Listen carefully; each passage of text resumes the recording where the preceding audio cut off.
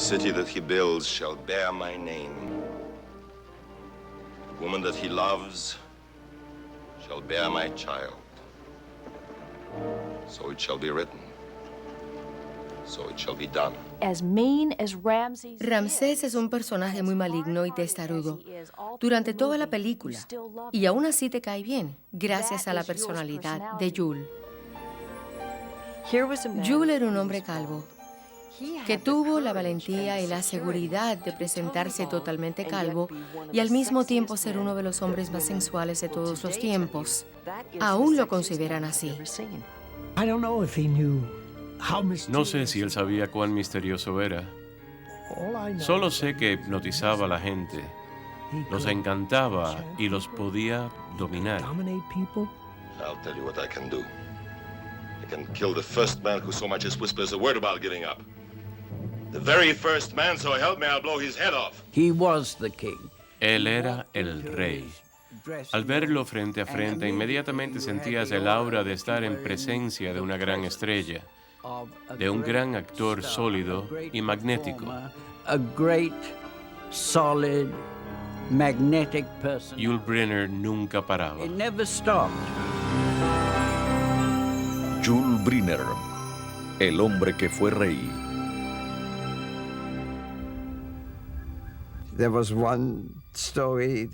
Se dijo que era gitano, que había nacido en Mongolia, que había nacido en Suiza, que era norteamericano, francés, que era suizo y de varias otras nacionalidades. La historia que yo oí fue que había nacido en Japón en una isla y que su madre era una gitana de raza negra nacida en Mongolia que murió al dar a luz. Su padre era japonés y suizo. Él te contaba historias alocadas de que era un príncipe de Mongolia o esto o aquello, una serie de cosas. Nunca supimos la verdad. A él le gustaba guardar cierto misterio y creo que cada vez que era entrevistado daba una versión distinta de su pasado y de su lugar de nacimiento. Él se dio cuenta desde muy temprano en su carrera de actor que los entrevistadores no iban a comprender nunca la complicada historia de su niñez. Así que en vez de lidiar con los errores que ellos incorporaban a su historia, él usaba el poder total de su imaginación para crear mitos sobre sí mismo. Cuando me pongo a pensar en el pasado de Yul y en todos los demonios que lo impulsaban, siempre me parece interesante que habiendo sido tan unidos, hablábamos primordialmente sobre el presente y sobre el futuro.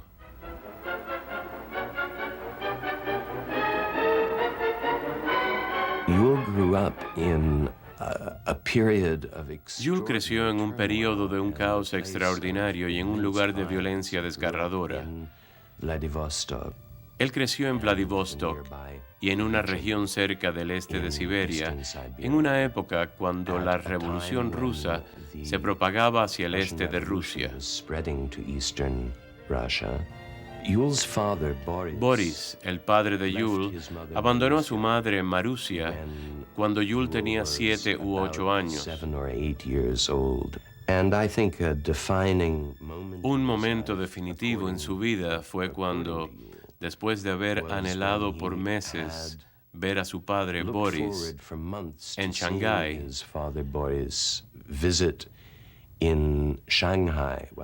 él fue y después de esperarlo mucho tiempo, su padre nunca llegó a la cita. Él nunca hablaba mucho de su padre y cuando lo hacía, se refería a él sin mucha ternura. Siempre lo hacía con rechazo.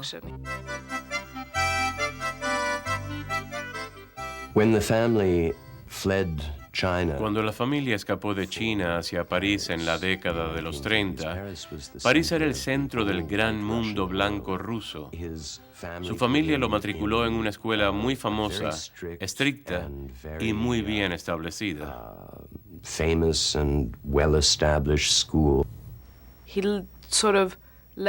Él dejó la vida familiar, dejó a su madre y a su hermana, y se fue a ganar la vida haciendo múltiples labores.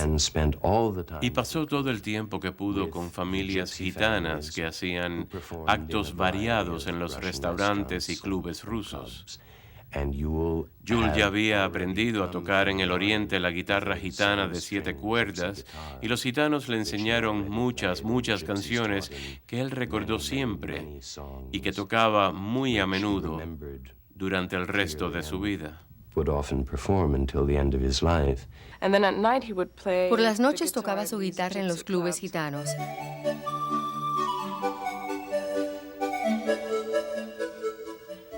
Debutó como acróbata en el Cirque d'Hiver.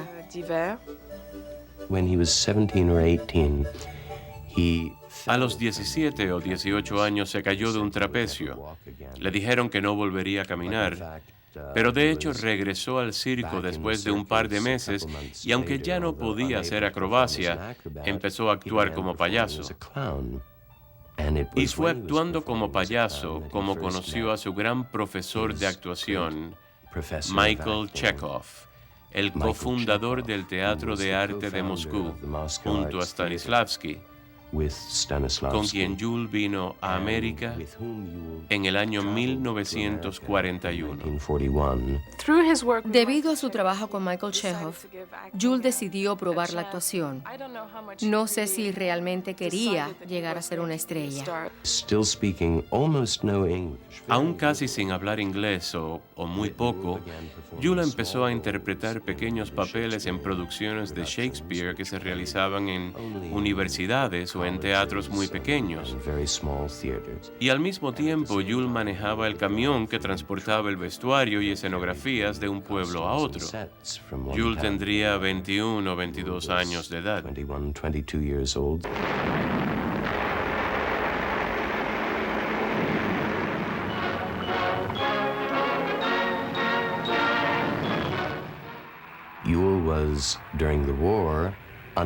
Durante la Segunda Guerra Mundial, no pudo servir en las Fuerzas Armadas debido a que tenía vestigios de tuberculosis en sus pulmones, pero sí pudo trabajar en la Oficina de Información de Guerra, transmitiendo las noticias en francés a través de la red de la Voz de la Libertad. Al mismo tiempo, tocaba en Nueva York algunas de las canciones gitanas que había tocado en los cabarets de París. Jules was married to a lady named Virginia Gilmore. Jules se casó con Virginia Gilmore, una actriz muy conocida. Ella trabajó en una obra de teatro con mi esposa Ann Jackson. Jules tenía cabello entonces, y a veces por las noches después de la obra salíamos juntos o íbamos a su casa y él se sentaba a cantar bellísimas canciones rusas acompañándose a la guitarra. Mi madre ya era una actriz de cine establecida, no de proporciones inmensas, pero ella había trabajado en la primera película de Jean Renoir en América, Aguas Pantanosas, y en varios otros filmes. Además, ya había protagonizado un par de obras en Broadway.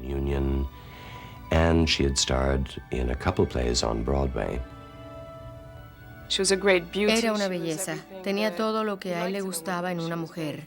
Era muy femenina, era actriz, estaba en su mismo ambiente, en un ambiente que lo hacía soñar. Él se enamoró locamente de ella y supo conquistarla. Poco después tuvieron un hijo, algo que él había esperado con ansias.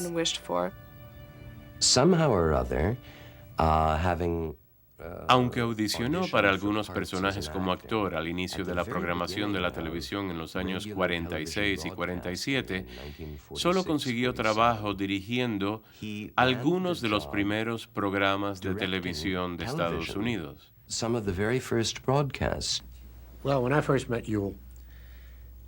Cuando conocí a Jules, yo era asistente de dirección en CBS en Nueva York. Yo trabajaba con Sidney Lumet, que había sido asistente de dirección de Jules, y Jules era un mito para mí porque Sidney me contaba historias increíbles de su experiencia al trabajar con Jules en la televisión en vivo de esos días. Jules nunca fue conformista, era un hombre de convicciones fuertes. Él estaba dirigiendo 2 o 3 programas dramáticos a la semana, pero CBS quería más y le dijeron, bien, vas a dirigir programas de juegos. And you're going to direct What's My Line. At 10 minutes of 10, Jules llegó totalmente calmado y le dijo a un asistente, quiero que me digas cuando hayan pasado 25 minutos. Empezó el programa y dirigió las cámaras y por supuesto se estaba muriendo de aburrimiento. A los 25 minutos la chica le dijo, señor Briner, han pasado 25 minutos. Y él le dijo, bien, pondremos los créditos ahora. Y ella le respondió, pero faltan 4 minutos para los créditos. Y él le dijo, los pasaremos ahora. Entonces empezaron a pasar los créditos y aún faltaban 3 minutos y medio de programa. Y él dijo, pon mi crédito en el atril. Y dijo, cámara 1, mi crédito, cámara 2 al público. Y le dijo al asistente, hazlos aplaudir. Y tuvieron 3 minutos de aplausos con el cartel de dirigido por Jules Briner. Y los productores trataron de echar la puerta abajo para entrar a la sala de control. Se formó un caos total en el estudio. Jamás le pidieron que volviera a dirigir ese programa. Se dedicó a dirigir y la estaba pasando muy bien. Estaba rodeado de gente fantástica y, debido a sus estudios con Michael Chekhov, le surgió la duda de si debía de actuar o no. La gente lo presionaba para que actuara y aceptó un papel en Lute Song. Eso era una gran tentación y lo hizo. Yule continued directing. Y Jules continuó dirigiendo para CBS hasta que Lute Song salió en gira. Y al regresar a Nueva York, volvió a dirigir.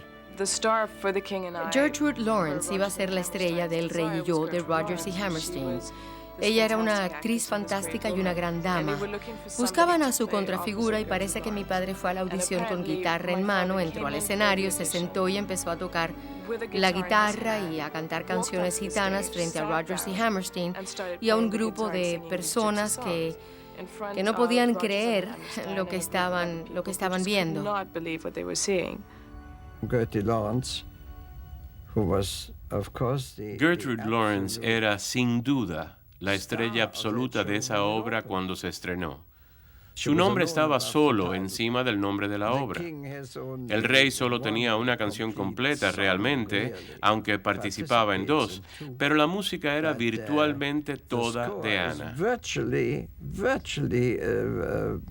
Pero hoy, nadie recuerda otra cosa sino a Jules Briner como el rey absoluto de Siam.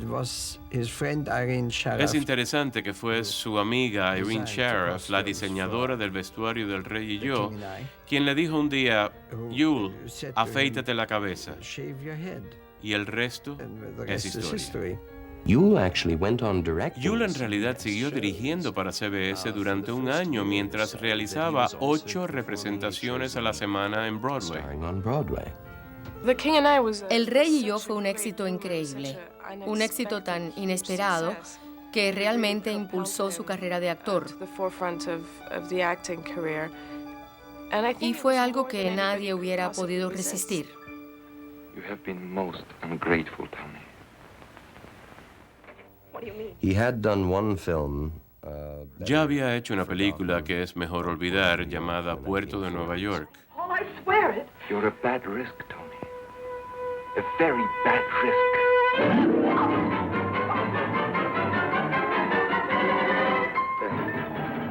But the first film. Pero el primer filme en el que realmente se destacó fue Los 10 Mandamientos. Los 10 Mandamientos fue hecha por primera vez por Cecil B. DeMille en 1923. En 1952, él junto a Henry Wilcoxon, cuya autobiografía ayudé a escribir, decidieron rehacerla para un público moderno, en colores y con últimos avances cinematográficos. Pasaron 4 años solo en la preproducción. Se empezó a buscar al hombre que interpretaría a Ramsés Y tenían un problema muy particular con el papel de Ramsés porque DeMille quería que fuese lo más auténtico posible. O sea, que tendrían que afeitarse la cabeza. Los candidatos eran William Holden, Michael Wilding y Michael Rennie. Todos estaban muy ansiosos porque no sabían cómo iban a verse con la cabeza afeitada.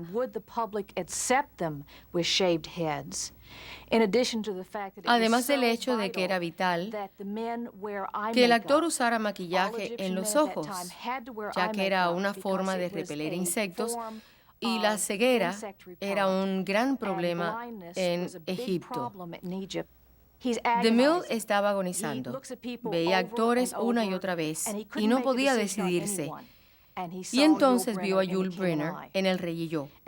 Y este hombre, al que le había tomado años decidirse entre dos actores, un hombre que nunca tomaba decisiones a la ligera, fue tras bastidores después del primer acto a decirle a Yul que él era el único que podía hacer el papel de Ramsés. DeMille le dijo a Yul, ¿quisieras estar en una película que tus hijos y nietos verán con orgullo después de 50 años? Y así fue. It will not be the first time that fame has turned a prince against his pharaoh, or that envy has turned a brother against his brother. Envy is for the weak. No creo que haya habido otra persona en ese tiempo, ni se me ocurre nadie después, que pudiera haber dicho esas líneas, usar ese vestuario, caminar con esas sandalias altas de oro, que tuviera esa autoridad y ese rasgo de crueldad que Ramsés tenía. Ramsés es un personaje muy maligno y testarudo durante toda la película, y aún así te cae bien. Gracias a la personalidad de Yul, trasciende. Uno ama a ese hombre sin importar lo que diga o lo que haga. You were saved from the Nile to be a curse upon me. Your shadow fell between me and my father, between me and my fame, between me and my queen. No muchos amaban a DeMille. La gente lo respetaba, la gente le temía. Y algo muy especial sucedió entre ellos. A Yul le encantaba cómo él se vestía, cómo se comportaba. DeMille siempre estaba impecable. Él absorbió mucho de la personalidad de DeMille.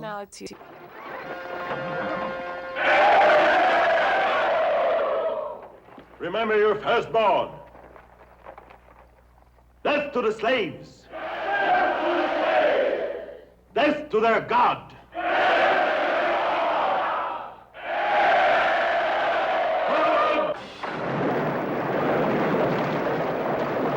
Yul Brynner was, one of the original. Yul Brynner fue una de las personas más íntegras dentro de la industria del espectáculo.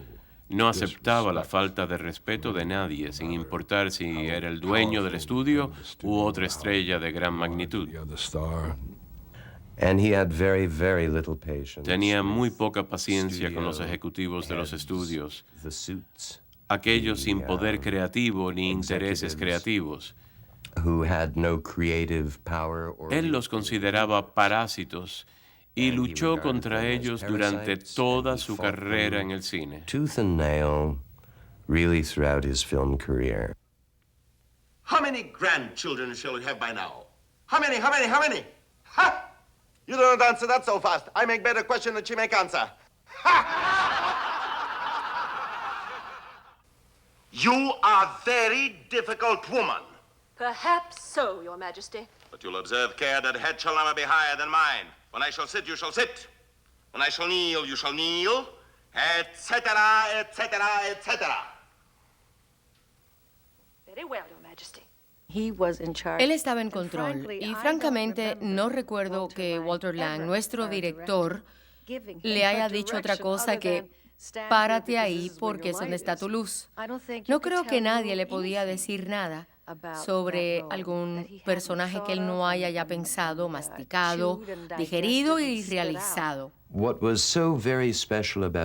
Lo que era tan especial acerca del personaje del rey creado por Yul es que era como un animal con el alma de un ángel. Imbued with the soul of an angel. No! Mr. Sala, do king as I was born to be. And I am to be governed in my way. Not English way, not French way, not Chinese way. My way. Yul era el rey. En la vida real, en películas, no había diferencia. No creo que los actores se sentían intimidados una vez que empezaban a trabajar con él. Deborah Kerr estuvo divina con él. Ella era Ana, a su manera. Ella siempre me decía hola, cariño, siempre muy inglesa. Yo la adoraba.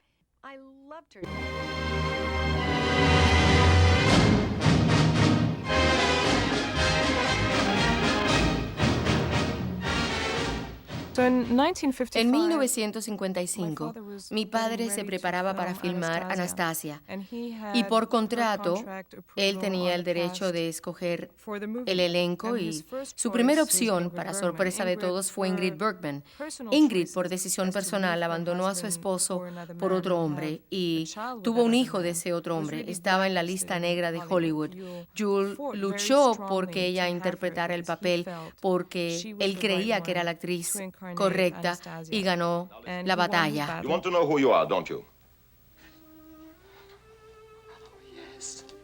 You want to find the family to whom you belong, don't you? Yes. By yourself, you're lost. But with me, you will find yourself. Please, You will... I'm tired. You know I am right. The album. It's you on the deck of your father's yacht. Now, here you are with your family. Your father, the Tsar, your mother, your sisters, your little brother. My family. And here, look. 1913, the anniversary of the House of Romanov, 300 years. There they are, on the balcony of the Winter Palace. And that little girl there, that is you. Sergei Pavlovich Bunin, General of the Cherkess Regiment, former aide-de-camp attached to the person of His Imperial Majesty Nicholas II, Tsar of all Russia. And I am Her Imperial Highness, the Grand Duchess Anastasia Nikolaevna. He did the Ten Commandments, The King and I. Él hizo los 10 mandamientos, El Rey y yo y Anastasia en un periodo de 18 meses. All three films Y las 3 opened in películas se estrenaron en 1956, giving him a meteor, haciendo que él se meteoric convirtiera en rise una to stardom. estrella a velocidad meteórica.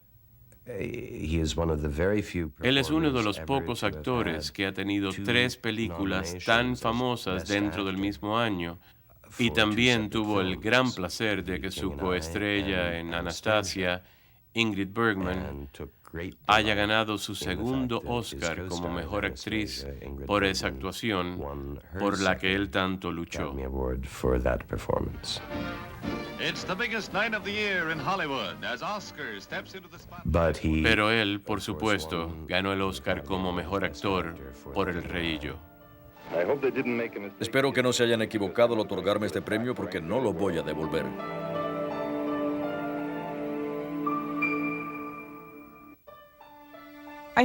A través de toda su carrera, mi padre fue encasillado después de El Rey y yo. Le ofrecían papeles que lo presentaban como el hombre fuerte, el típico macho. You must remember that Debemos recordar que Yul trabajaba en un medio, el cine, donde era un ser único físicamente y hablaba con un acento notable. slight accent. Su aspecto físico lo limitaba mucho porque se veía muy fuerte, pero el hecho de ser calvo fue una desventaja en muchas maneras. he was not as he liked to Él joke, no era el típico muchacho norteamericano y él bromeaba sobre esto a menudo, así que los productores y directores no pensaban en él para papeles convencionales. conventional roles. I came here today. My father was always Mi proud padre of his, siempre se sintió muy orgulloso de su papel en Los Hermanos Karamazov. Brothers Karamazov. I want to change my life. Settle up a certain debt and go away. Find a new life. Going away? With Grushenka? You'll never get her. She's coming to me tonight. I'm sure of it. Why is such a man alive? You heard him? Parasite.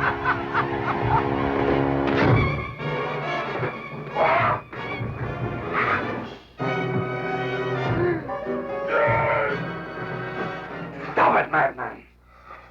Killed him. No. But next time I will. The most distinguishing characteristic of the man. La característica más indeleble de este hombre era una fuerza de voluntad que no la detenía el dolor ni la adversidad en el mundo. Recibí un ejemplo extraordinario de esa fuerza cuando tenía 6 años. Habíamos ido a Darien a esquiar una tarde que tuvo libre ya que estaba haciendo 8 presentaciones semanales en Broadway.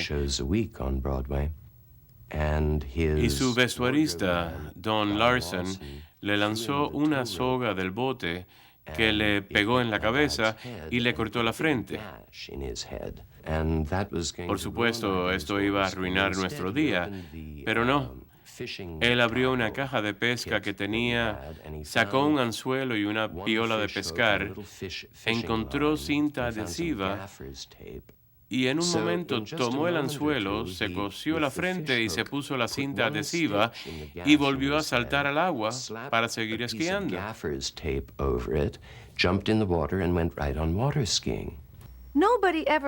Nadie nunca se molestó, por lo que tengo entendido, en escribir papeles para yo. Antes se hacía eso, escribamos algo para Clark Gable o hagamos algo para Veronica Lake o para Lana Turner, cualquiera. Pero eso dejó de existir.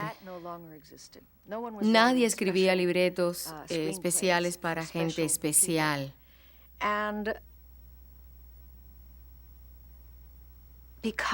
Y debido a eso, la carrera de Yul fue muy limitada. Siempre se necesitó una cierta cantidad de creatividad y de confianza por parte de los cineastas para poder contratar a Yul para alguna película, porque Yul, con esa apariencia física tan fuerte y ese intelecto que se veía en sus ojos y con esa cabeza afeitada, todo esto hacía que Yul Brynner fuese el rey en todos los papeles. La verdad es que no creo que la gente lo hubiese aceptado en papeles que no fueran de reyes. Y es extraño, pero tampoco creo que él pudo haber hecho escenas en las que tuviese que ser vulnerable, realmente vulnerable. Yul no trataba de alejarse de su tipo. Él trataba de demostrar su fuerza. Y si observan sus películas, las únicas que son malas son aquellas en las que usa alguna clase de peluca, que según sé solo lo hizo 2 veces en su carrera. En la película Salomón y la Reina de Saba, que se filmó en Madrid, Tyrone Power había hecho originalmente el papel de Salomón, pero al morir, Yul asumió el personaje. Pero como Yul era calvo, tuvieron que ponerle una peluca y esta tenía que ser como el pelo de Tyrone Power, y Yul se burló mucho de esa peluca. Fue una producción muy costosa y recuerdo que muchos de los grandes nombres de los estudios de Hollywood venían a supervisarlo todo. Recién había conocido a Yul y cuando murió Tyrone Power llamaron a Yul para reemplazarlo. Él no estaba en muy buena forma ya que su matrimonio había fracasado y estaba bebiendo. Mi padre conoció a mi madre Doris en una fiesta en Versailles durante la década de los 50, una era muy glamorosa. Ella poseía una belleza indescriptible y se enamoraron locamente. Y cuando se casaron, creo que ella le abrió las puertas a una vida social a la que él no estaba acostumbrado. Ella era una de las mujeres mejor vestidas de Europa. Ella se vestía con diseñadores como Valentino y Balenciaga y ella le dio una sofisticación y un gusto que él conocía instintivamente, pero no a profundidad. Y tenía una personalidad maravillosa, fantástica. Era fuerte, era gregario, era sexy, era bien parecido, era talentoso, era maravilloso. Era maravilloso y tenía un hijo de 13 años maravilloso. Así era él. Un tipo guapísimo, sin pelo. Nos casamos en 1960 durante la filmación de Los Siete Magníficos.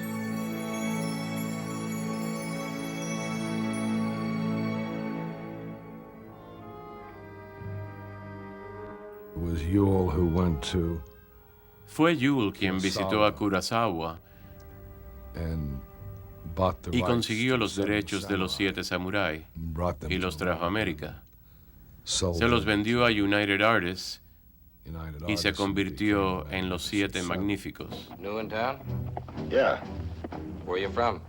Dodge. You? Tombstone. See any action up there? Tombstone? Same. People all settled down like. Second story window. Curtain moved. I'm not in a good position. Let him stick his neck out. I got nominated real good.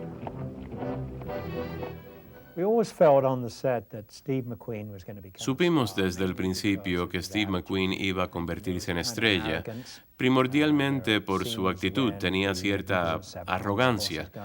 Hay escenas en Los Siete Magníficos cuando todos van a caballo y Steve tiene alguna acción pequeña, pero uno se concentra en él. Esto creó una rivalidad con Yule. Los diarios lo publicaron y Yule hizo una declaración diciendo: yo jamás peleo con actores, peleo con estudios.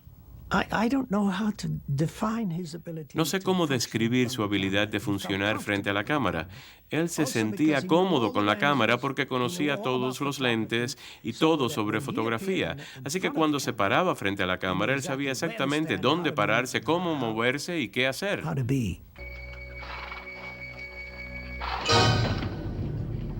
Buenas noches. Just a little gesture, huh? Show these people who the real boss is. Not many people know that Yule. No muchos saben que Yul Brynner trabajaba para Magnum, la famosa agencia fotográfica. Él era realmente un maravilloso fotógrafo.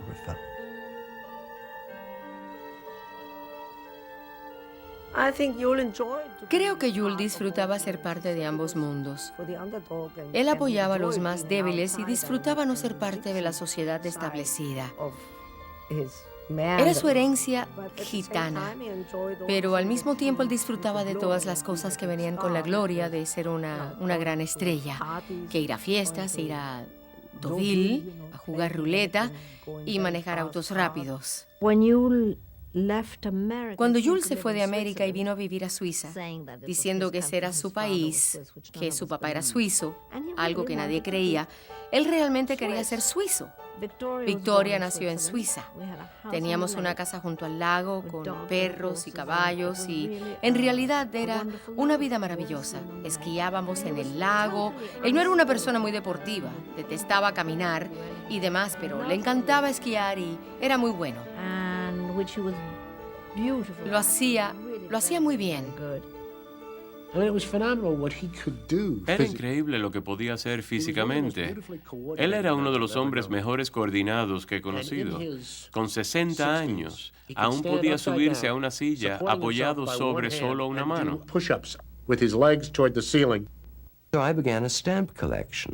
Empecé a coleccionar estampillas y Yule participaba en esta colección. Y empezamos a coleccionar estampillas de los refugiados de las Naciones Unidas. Y dentro de poco se convirtió en consultor especial de las Naciones Unidas para el problema de refugiados. Hizo 2 documentales para televisión sobre el problema mundial de los refugiados desde Hong Kong al Medio Oeste con Edward R. Murrow. Y al mismo tiempo estaba escribiendo un libro extraordinario de fotografía sobre el problema de los niños refugiados junto a la incomparable fotógrafa Inge Morath. Trabajamos con la CBS, pero no era fácil entrar a los campamentos de refugiados. No era fácil conseguir permisos porque a veces el ejército egipcio estaba involucrado. A veces los militares jordanos estaban involucrados y Jules no tenía miedo alguno. Su herencia gitana, de la que se sentía muy orgulloso, le dio un sentido increíble de pertenencia a donde él fuera. Cuando estaba en América, era americano, y cuando estaba en Francia, donde él vivió durante años, era francés, y cuando estaba en China y Japón y en el Medio Oriente, él era asiático.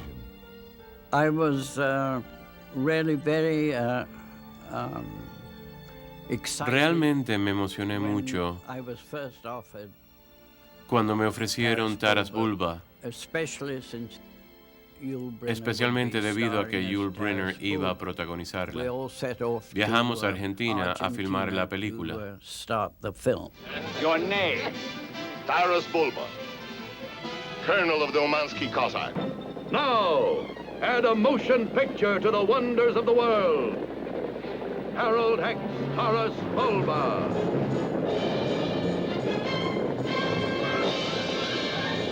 La historia es un gran melodrama entre un padre y un hijo durante el periodo cosaco en Rusia.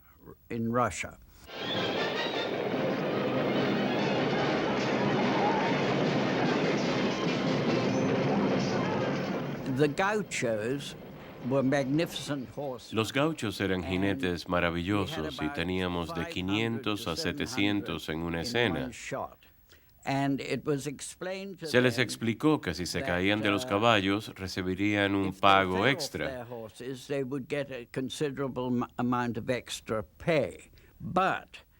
Pero también se les advirtió que los que se tenían que caer iban a ser seleccionados previamente. Y cuando se filmó la escena, de 500 o 600 gauchos, unos 400 se cayeron al suelo. Esa noche, cuando fueron a cobrar, se les dijo que no habían obedecido las instrucciones, que solo los seleccionados recibirían el pago extra. Esto los molestó mucho. Dijeron que saldrían en huelga y que no regresarían al día siguiente. Los gauchos viven en los campos con sus caballos y esa noche Yul pidió cientos de bistecs y se los envió. Y él mismo fue a visitarlos y les dio un concierto tocando y cantando canciones rusas, francesas e inglesas. Russian songs, French songs, English songs. Fue como un Woodstock argentino. Esto impresionó tanto a los gauchos que todos regresaron al día siguiente. Al terminar la película, le mandamos un avance a Yul y le encantó. La vimos en París y él le puso su voz en París y realmente le encantó. Pero cuando la vio por segunda vez, creo que se quiso suicidar. A veces aceptamos películas que no deberíamos aceptar. Si hay una buena escena en una película, uno cree que el resto de las escenas van a ser tan buenas como esa. Pero eso no funciona. Había dos cosas en contra de él: el encasillamiento, en particular en películas, y el hacer lo que te viene con mayor facilidad. De cierta forma, tomar la salida fácil. Es una trampa porque le gustas tanto a la gente en ese papel y recibes tan buenas críticas y felicitaciones y te adoran por ser ese personaje. Si me pasa a mí, me haría suicida. Me sentiría tan deprimida. Y quién sabe si él lo estaba. Fumaba demasiado. Fumaba constantemente Y que yo sepa, nunca hizo ningún esfuerzo por parar. Disfrutaba el fumar y fumaba. Fumar era parte de su vida. Era algo glamoroso, sexy, y él sabía de excesos, así que lo hacía con exceso. We were talking about how so many people Hablábamos de cómo algunas personas levantan barreras y no permiten involucrarse demasiado con otra persona o con otras cosas, and particularly in terms of particularmente en términos de amar a una mujer. Y él me dijo, sabes, todos ellos dicen que no quieren ser lastimados. Dios mío, ser lastimado. Eso me recuerda a alguien que va al mejor restaurante del mundo y come muy bien y luego se enoja cuando llega la cuenta. Entiende que ser lastimado es recibir la cuenta. El problema con Julie y yo es que en cierto momento, aunque aún existía el amor, no podíamos vivir juntos. Chocábamos. Pero sé que quiero creer que él me amaba y que yo lo amaba a él, pero no podíamos estar juntos. Yul no me hablaba mucho de su vida personal, de los antecedentes de sus padres. Pero uno intuía que había algo que lo había herido, que lo había lastimado mucho en su pasado.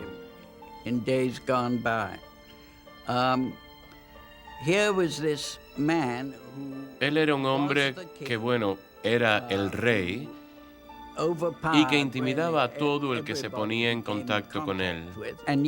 Pero aún así, a veces lo veías sentado y de repente se le aguaban los ojos. Pensaba en algo tan profundamente. Yo sé que Yul, con toda su presencia, era una persona muy humana que había sido lastimado y que había cubierto esas heridas con este gran éxito que tuvo.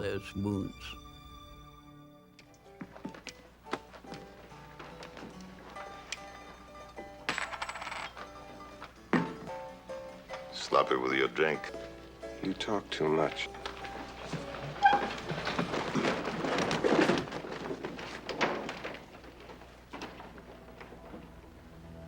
Your move.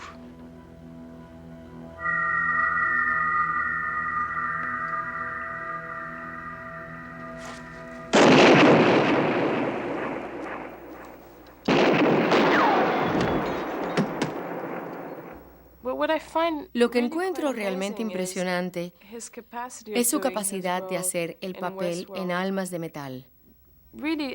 Realmente al mismo nivel de su papel en Los Siete Magníficos.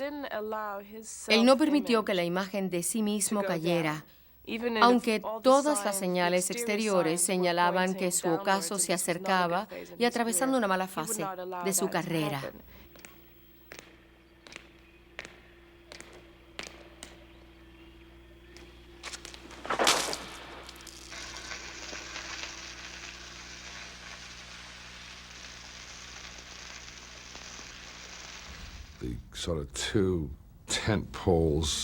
Dramáticamente son dos puntos totalmente distintos de su carrera en Los Siete Magníficos y Almas de Metal.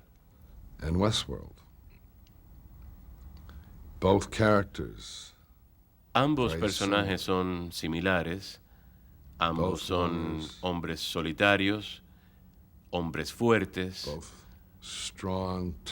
hombres rudos, uno real, el otro un robot. Pero el corazón de ambos salió a flote, aunque en esta es un robot.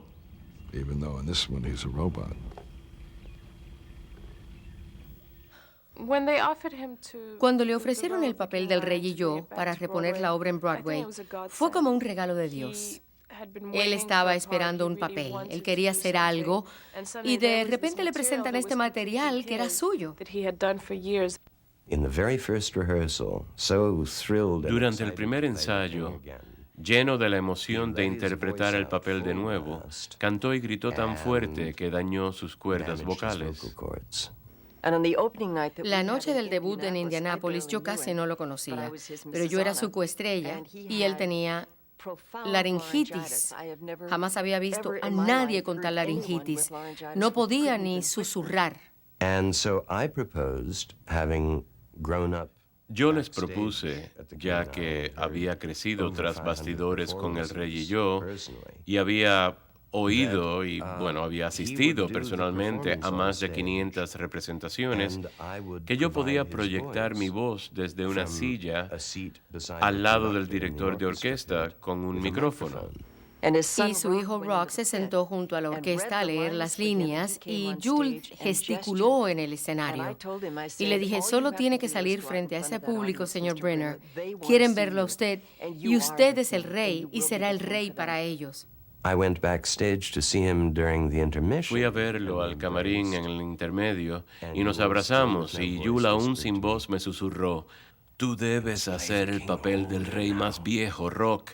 Estoy viejo.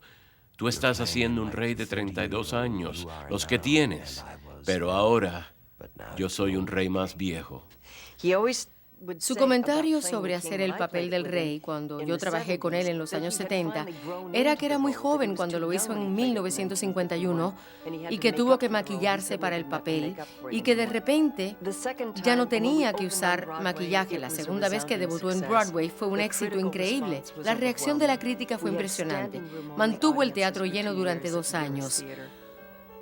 Jules se fue a Londres después de cerrar la obra y tuvo un gran éxito en el Palladium de Londres. No podía dejarlo.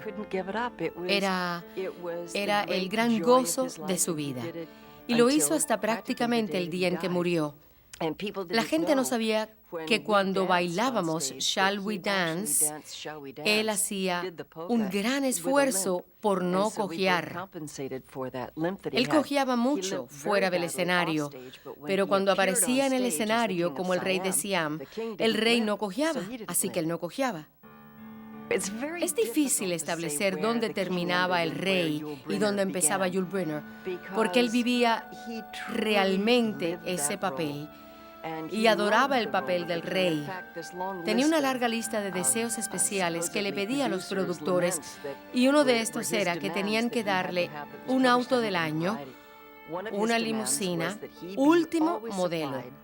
Y le pregunté, ¿por qué le pides eso a un productor?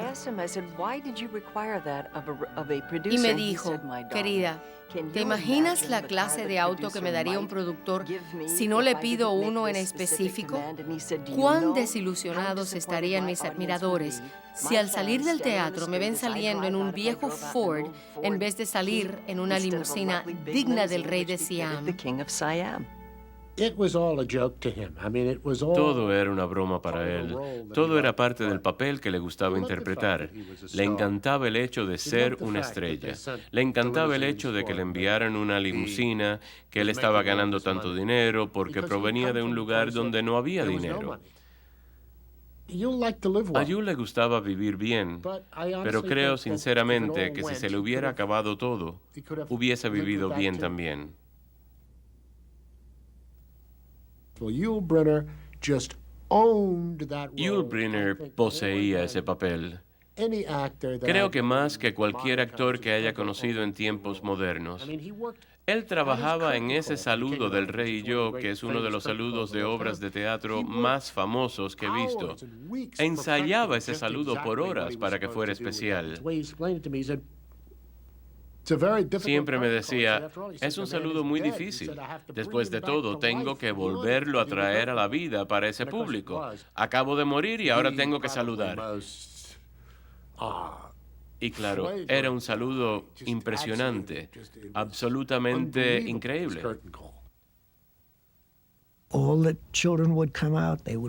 Todos los niños salían y saludaban, y el resto del elenco de la corte salía, la maestra Ana salía y saludaba, y entonces todos giraban mirando hacia atrás Y esperaban, y esperaban, y esperaban hasta que salía el rey.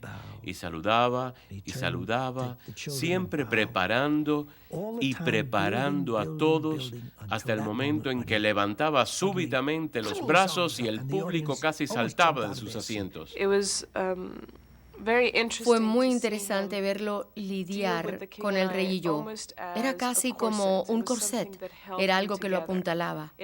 Lo ayudaba a enfrentar cualquier dolor que tuviera en su vida personal y sus dolores físicos. Él tenía un problema en la espalda y esos dolores eran terribles. Realmente se consideraba un gitano venido de un misterioso, oscuro y romántico mundo de los gitanos nómadas, y él lo creía. Lo creía tan fuertemente que uno quería creerlo también.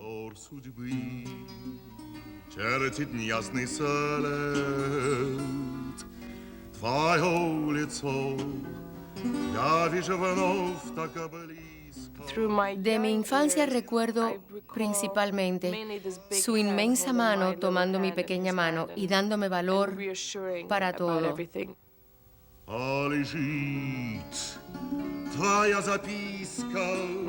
Y el que viniera y saliera de mi vida era algo mágico, era algo misterioso. Y él tenía una carrera impresionante y era más grande que otros hombres.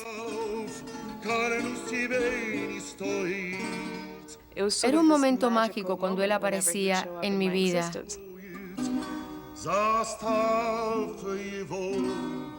En los años 70 se casó con Jacqueline de la Chaume, una mujer francesa maravillosa. Ellos querían tener hijos, pero no podían. Esto pasó en la época de la guerra de Vietnam y a él le pareció totalmente natural traer a nuestra familia a dos niños de Vietnam, que son mis hermanas menores, Mia y Melody. Y le trajeron un gran gozo a él. Él siempre tuvo una fuerte conexión con los niños y nos encontramos a veces separados con esposas distintas, pero siempre de alguna forma nuestro punto central era él y nuestro amor hacia él. Mis hermanas tuvieron que enfrentar un divorcio.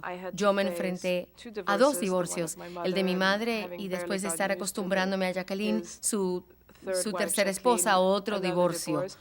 Mi hermano vio 3 divorcios, pero nos mantuvimos unidos en torno a él.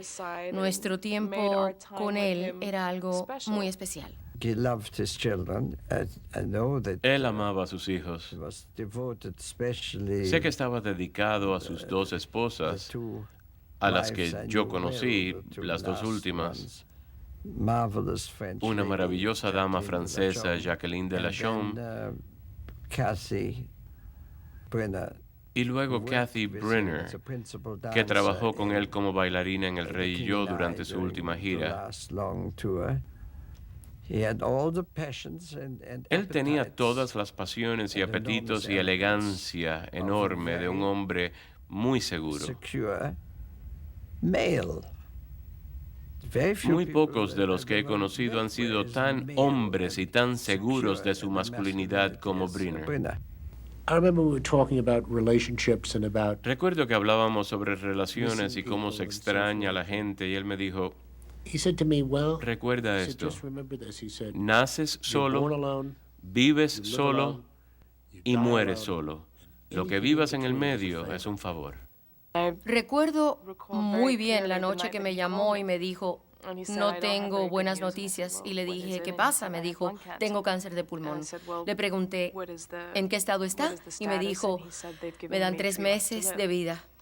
Y desde entonces empezó la batalla para vencer la enfermedad. Él siguió haciendo El Rey y Yo, y El Rey y Yo le dio algo que hacer a diario, algo por qué luchar. Le dio 2 años y medio de vida, algo que no esperábamos. Todos iban tras él queriendo saber la historia.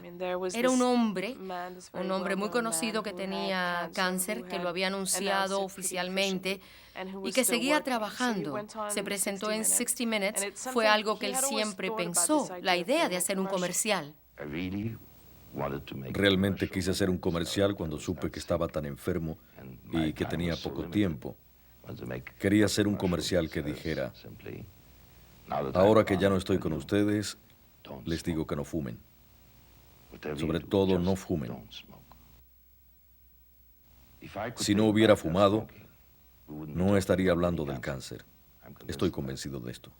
He played until the 30th of June. Él actuó hasta el 30 de junio, cuando hizo su última presentación en el teatro Broadway.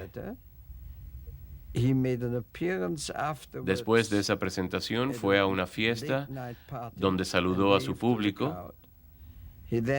Luego fue a visitar a un amigo moribundo en Los Ángeles. Todo esto era agonía, una agonía, y requirió gran valentía. Murió 2 meses y medio o 3 meses después. Jamás he oído a nadie desde que él salió a principio de los años 50. Es un Yul Brynner joven. Es un nuevo Yul Brynner. Es el próximo Yul Brynner. Existe solo uno. Jamás he oído comparar a otro actor con él o comparar lo que él podía hacer con lo que puede hacer otro. Hay gente que vive para siempre, de siglo en siglo. Está Charles Chaplin, y en este momento no puedo pensar en otro. Pero uno de ellos es sin duda Yul Brynner. Yul Brynner será recordado a través de los años. Él era un original. Creo que había algo más dentro de ese personaje del rey que no se veía. Pero quien lo escogió para ese papel no solo cambió el destino del mundo del espectáculo y de esa obra de teatro, sino que cambió también la vida de Yul Brynner. Creo que solo el teatro pudo ofrecerle un reino a Yul Brynner, y él lo aceptó. Fue el rey. 11 de julio 1920, 10 de octubre 1985.